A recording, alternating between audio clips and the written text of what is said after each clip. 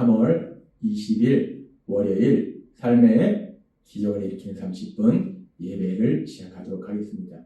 하나님께서 오늘 우리에게 주신 말씀은 요한복음 2장 19절에서 22절까지 말씀입니다. 이 말씀 제가 봉독하도록 하겠습니다. 이날 곧 안식 후 첫날 저녁 때에 제자들이 유대인들을 두려워하여 모인 곳의 문들을 닫았더니 예수께서 오사 가운데 서서 이르시되 너희에게 평강이 있을지어다. 이 말씀을 하시고 손과 옆구리를 보이시니 제자들이 주를 보고 기뻐하더라. 예수께서 또 이르시되 너희에게 평강이 있을지어다. 아버지께서 나를 보내신 것 같이 나도 너희를 보내노라. 이 말씀을 하시고 그들을 향하사 숨을 내쉬며 이르시되 성령을 받으라. 아멘. 오늘도 이 시간 우리를 사랑하시는 하나님 친히 우리를 만나주시고 우리에게 말씀하실 때 잠시 기도하는 시간 갖도록 하겠습니다. 하나님 아버지 감사합니다. 오늘도 저희들을 사랑하셔서 친히 저희를 찾아오시고 저희에게 말씀해 주시니 감사합니다.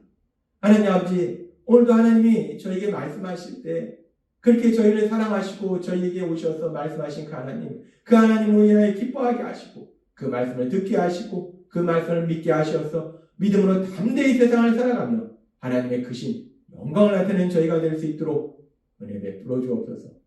예수님의 이름으로 감사하며 기도드리옵나이다. 아멘.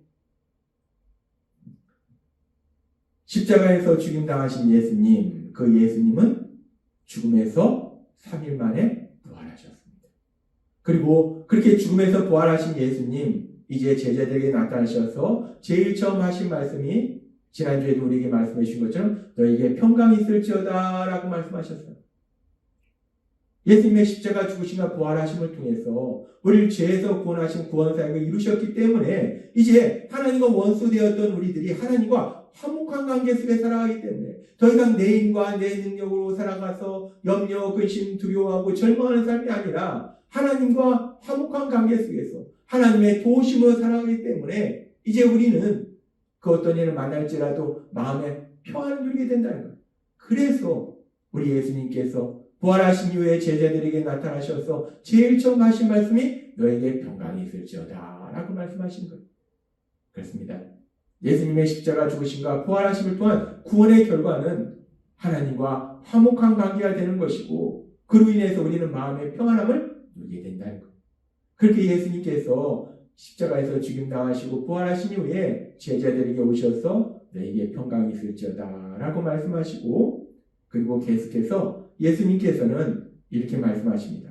요한복음 20장 22절 말씀.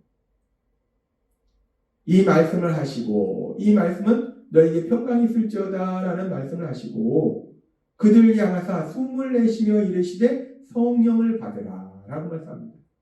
우리 예수님께서 제자들을 향하여 숨을 내쉬며 그러면서 말씀하신 거예요. 성령을 받으라 라고 말씀하는 거예요. 우리가 이 말씀을 조금 더 깊이 살펴보면 여기서 예수님께서 제자들을 향해서 숨을 내쉬며 라고 말씀해요. 숨을 내쉬며 예수님께서 제자들을 향해서 숨을 내쉽니다. 이렇게 숨을 내쉬며 라는 이 말씀을 우리가 헬라어로 살펴보면 이 헬라어는 엠푸히사오 라는 단어예요. 엠푸히사오 숨을 내쉬며 라는 단어는 엠푸히사오 라는 단어예요.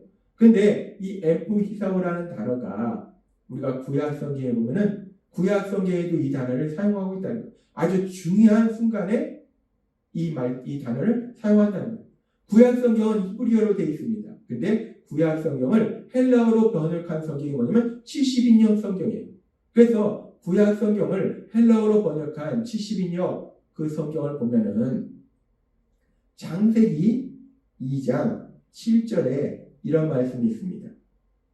여호와 하나님이 땅의 흙으로 사람을 지으시고 생기를 그 코에 불어넣으시니 사람이 생명이 되니라 라고 말씀합니다.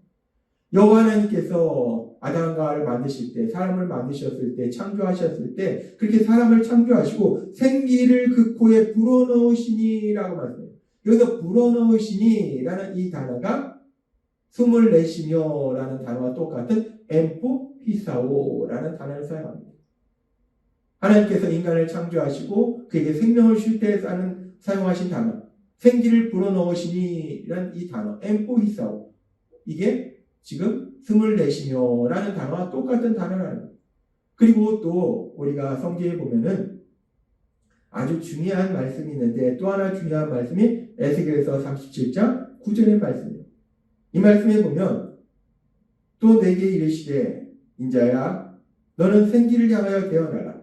생기에게 대언하여 이르기를 주 여호와께서 이같이 말씀하시기를 생기야 사방에서부터 와서 이 죽음을 당한 자에게 불어서 살아나게 하라 하셨다. 지금 이 에스겔서에 보면은 마른 뼈들이 있고 다 죽어있는 존재들인데 에스겔 선지자를 통해서 그들이 살아나는 그런 놀라운 역사가 일어납니다.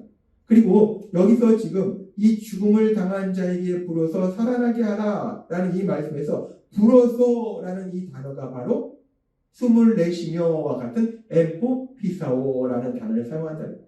지금 에스겔서에서는 마른 뼈와 같이 영적으로 죽어있던 이스라엘 백성들을 다시 살리시는 회복시키시는 그 역사에서 이 말씀을 사용해요. 창세기에서는 이 엠포히사오라는 단어가 창조 사역 속에서 사용되어지고 지금 에스겔서에서는 민족의 회복, 이스라엘 민족의 회복 사역 속에서 이 단어가 사용되어져요. 그러면서 창세기나 그리고 또 이 에스겔서에서 엠포히사오라는 이 단어가 어떤 의미로 사용되었는가? 이 엠포히사오라는 단어는 생명이 없는 죽어있는 존재가 다시 생명이 있도록 만드는 그 과정 속에 사용된다는 건 엠포히사오라는 단어는 생명이 없는 존재를 생명이 있도록 만드는 것이 엠포히사오라는 단어라는 거예요. 그렇게 구약 성경에서는 이 엠포히사오라는 존재 단어가 생명이 없는 죽어있는 존재가 다시 살아나도록 할 때 엠포히사오라는 단어를 사용하는데 지금 우리가 살펴본 요한복음에서 예수님께서 숨을 내쉬며 라고 말씀할 때 이 엠포히사오라는 단어는 제자들은 육체적으로 죽어있는 존재가 아니라는 거예요. 육체적으로 살아있다는 거예요.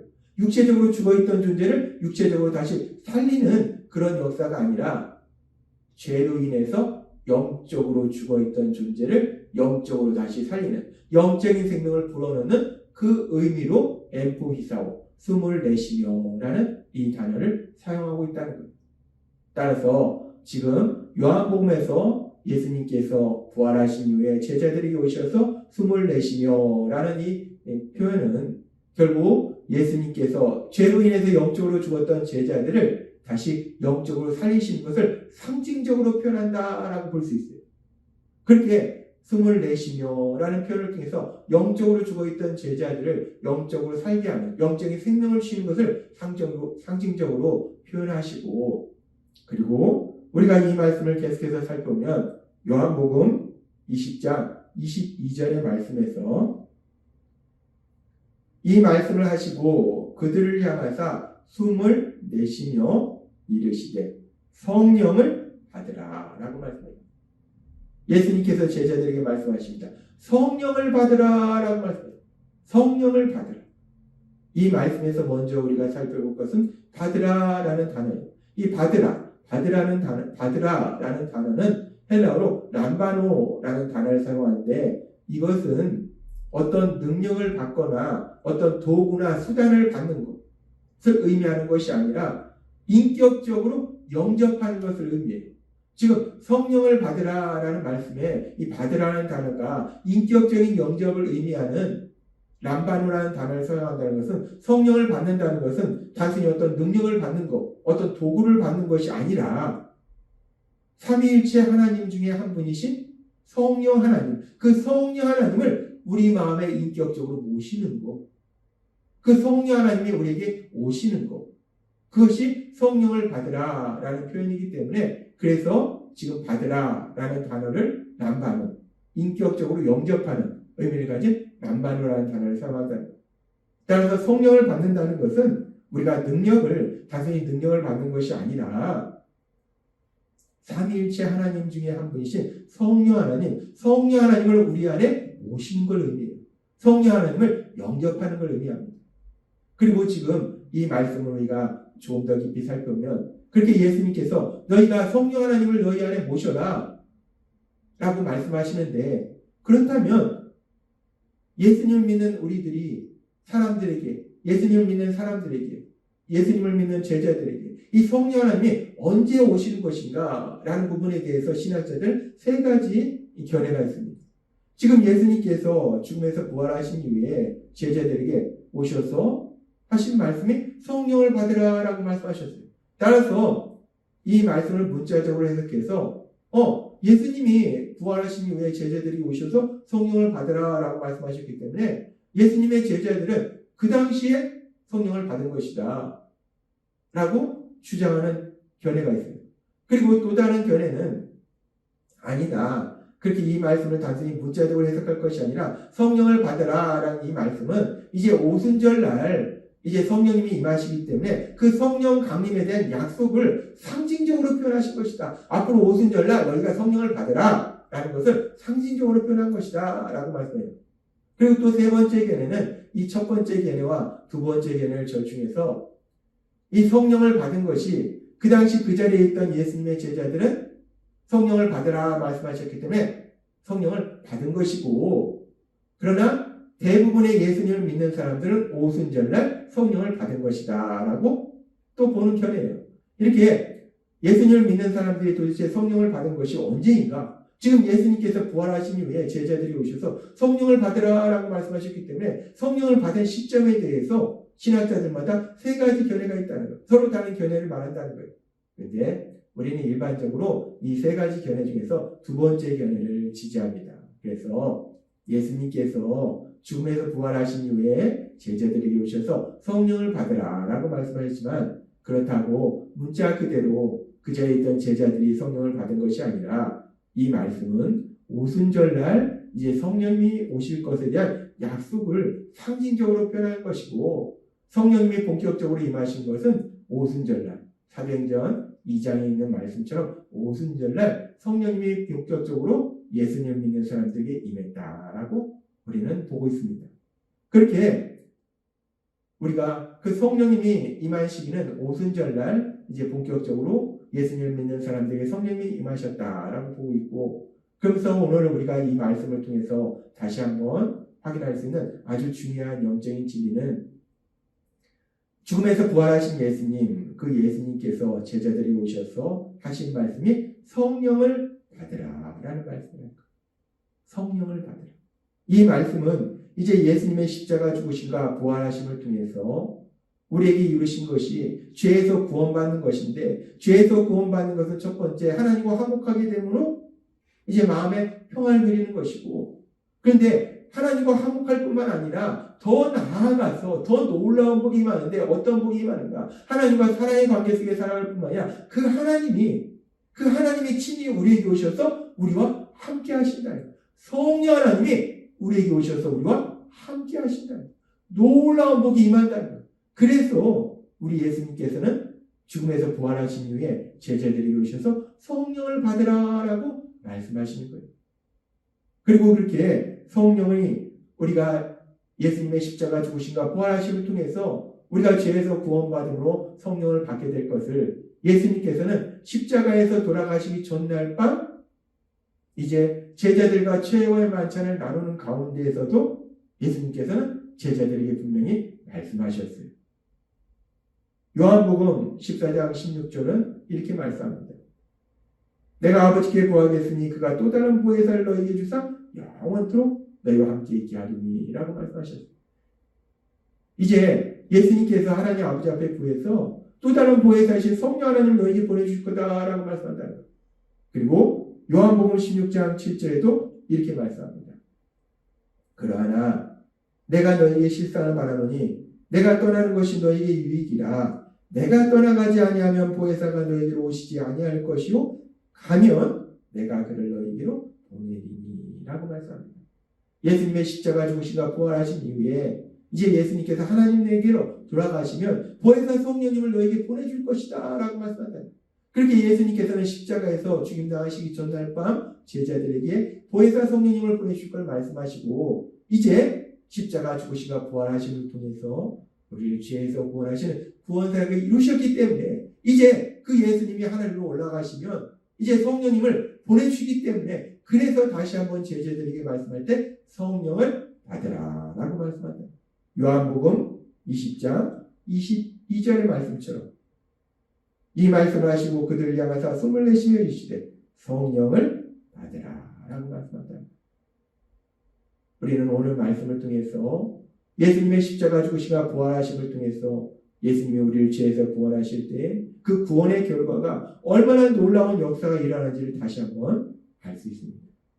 구원을 통해서 우리를 하나님과 화목하게 만들어 주실 뿐만 아니라 더 나아가서 이제 그 하나님이 우리에게 오셔서 우리와 함께 하실 성령 하나님이 우리에게 오셔서 우리와 영원히 함께 하실 그 놀라운 복을 누리게 될 걸 믿습니다.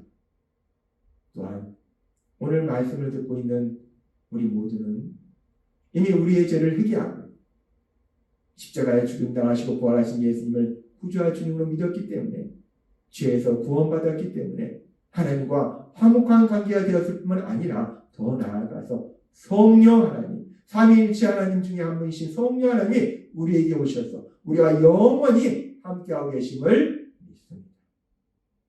따라서 우리가 이 땅에 살아갈 때 이 땅이 아무리 험하고 악할지라도 두려워하지 않을 것은 성령 하나님 모든 것을 하시고 모든 것을 할 수 있는 그 성령 하나님이 우리와 함께 하심으로 인해서 그 성령 하나님의 인도하심과 도우심으로 날마다의 삶 속에 우리 하나님이 하신 그 놀라운 역사를 체험하시는 여러분이 되시길 주님의 이름으로 축원합니다.